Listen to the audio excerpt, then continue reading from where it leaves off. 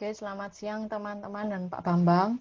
Kami dari kelompok B akan menjelaskan tentang ringkasan jurnal dan strategi CRM yang kami usulkan di Matahari Department Store. Anggota kami terdiri dari Iqbal, kemudian Brian Timotius, kemudian Muhammad Taufikur, kemudian Devi Mawarni, dan saya sendiri, Coana. Oke, selanjutnya untuk rangkuman jurnal, kami ambil dari jurnal yang berjudul Sales for Automation, A Review of the Research. Penulisnya ada 3, yaitu Francis Battle, Lawrence Eng, dan Reni Iriana. Oke, dari rangkuman jurnal ini, pertama, kenapa sih kita ini memerlukan SFA? Yang pertama, perusahaan itu dapat berjalan dengan lebih efisien dan fleksibel, dan tentunya dengan menggunakan SFA ini, perusahaan itu dapat menghemat waktu untuk mencatat segala histori penjualannya maupun pelanggan-pelanggannya. Kemudian yang kedua, dapat meningkatkan produktivitas dan pendapatannya. Kemudian yang ketiga, penjualan perusahaan dapat lebih baik. Yang keempat, dapat meningkatkan hubungan dengan pelanggan, karena dengan menggunakan SFA ini, tentunya pelanggan akan merasa lebih diuntungkan dan merasa puas. Kemudian yang kelima, dapat meningkatkan kualitas pelayanan. Dengan kalau kualitas pelayanan perusahaan meningkat, otomatis sudah pasti berpengaruh ke pendapatan perusahaan juga meningkat. Kemudian yang terakhir adalah perusahaan juga dapat menjangkau pelanggan-pelanggan yang tidak bisa dijangkau oleh perusahaan. Oke, yang selanjutnya adalah dampak SFA menurut para peneliti. Jadi, pada tahun 2000, Engel dan Burns ini meneliti pada sebuah perusahaan yang mengimplementasikan SFA juga dalam penjualannya. Dan hasilnya adalah sebesar 16,4% itu penjualan berasal dari SFA. SFA saja itu aja menghasilkan 16,4%. Kemudian pada tahun 2001, F. Mayer dan Johnson itu juga melakukan peneliti dan menemukan bahwa akses untuk informasi yang dibutuhkan itu bertambah sebesar 60%. Kemudian untuk meningkatkan komunikasi dengan konsumen juga meningkat sebesar 65%. Kemudian untuk efisiensi penjualan juga meningkat sebesar 27%. Dan selanjutnya adalah tingkat keuntungannya juga meningkat sebesar 16%. Pada tahun 2002, Wright dan Donaldson juga meneliti bahwa dampak terbesar dari informasi penjualan itu biasanya berasal dari mailing list atau daftar-daftar email pelanggan yang dikumpulkan perusahaan. Kemudian adanya pembuatan laporan penjualan perusahaan, kemudian kontak manajemennya perusahaan, dan yang terakhir adalah perputaran penjualannya perusahaan.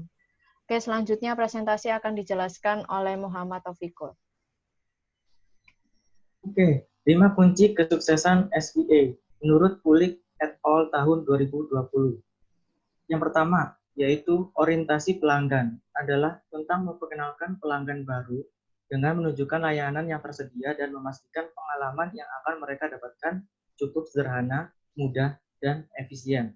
Yang kedua, yaitu adaptasi kultur norma. Yang dimaksudkan di sini adalah perusahaan beradaptasi kultur norma sesuai dengan pelanggan tersebut agar meningkatkan hubungan dengan pelanggan. Yang nomor 3, yaitu kultur berbagi informasi. Yang dimaksud di sini adalah jika sudah terjalin hubungan dengan suatu pelanggan, maka pelanggan tersebut akan berbagi informasi ke pelanggan yang lain atau bukan pelanggan. Yang nomor 4, yaitu nilai perusahaan. Yang dimaksudkan di sini jika nomor 3 sudah tercapai, maka perusahaan akan otomatis akan memiliki nilai perusahaan, baik itu nilai buruk ataupun baik. Nah, jika semua sudah tercapai atau terpenuhi, maka hal tersebut akan mempengaruhi atau membentuk suatu tingkat kepercayaan pelanggan, yaitu nomor 5, tingkat kepercayaan suatu pelanggan. Nah, hal yang perlu diperhatikan dalam memakai SEA. Yang pertama, yaitu memiliki kinerja perusahaan yang baik. Nomor 2, yaitu memiliki biaya yang cukup. Kemudian, nomor 3, memiliki sumber daya manusia yang memadai. Dan yang tidak kalah penting yaitu nomor 4, perusahaan sudah siap terhadap kegagalan yang mungkin akan terjadi. Selanjutnya akan dipresentasikan oleh Devi Paramawati. Strategi yang Strategi CRM yang diusulkan yaitu menerapkan CFA, Sales Force Automation di kasir. Materi CRM ini terdapat di week 5. Selanjutnya, keadaan sebelum menggunakan CFA. Customer dapat memilih pakaian yang diinginkan lalu meletakkannya ke dalam keranjang dan menuju kasir untuk melakukan pembayaran. Kemudian, keadaan setelah menggunakan CFA. Customer memilih pakaian yang diinginkan lalu meletakkannya ke dalam keranjang dan menuju ke mesin check out. Selanjutnya akan dijelaskan oleh Brian. Ya, setelah meletakkan keranjang ke mesin check out, pelanggan akan menekan tombol scan pada layar mesin, lalu mesin akan melakukan scan otomatis terhadap barcode yang ada di pakaian dan menghitung total harganya.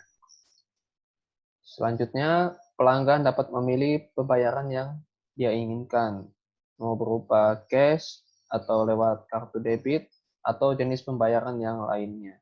Setelah membayar, maka pelanggan akan menerima stok yang akan tercetak secara otomatis. Setelah itu, pembeli bisa langsung pulang. Oke, selanjutnya akan dijelaskan oleh teman saya, Iqbal. Baik, jadi dari pembahasan sebelumnya, alasan kami mengusulkan SFA di kasir, yaitu berupa mesin check out tadi, karena yang pertama, alasan kami, Matahari memiliki kinerja perusahaan yang baik, dan itu terbukti ya. Matahari memiliki berbagai macam cabang dan punya banyak karyawan. Lalu yang kedua, memiliki biaya yang cukup. Matahari sudah menjadi retail fashion yang terkenal, dan terus berkembang, tentunya memiliki biaya yang cukup. Karena tidak dipungkiri, Matahari merupakan perusahaan yang besar, dan pasti dapat melakukan pengupgradean atau perkembangan di SFA.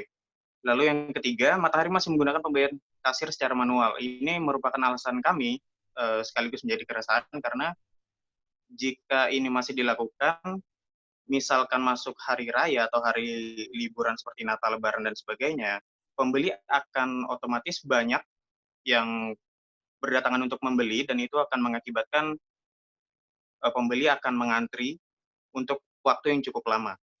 Dan pembeli hanya akan menghabiskan waktu hanya untuk mengantri seperti itu. Dan bagian informasi ini menutup presentasi kami. Sekian dan terima kasih.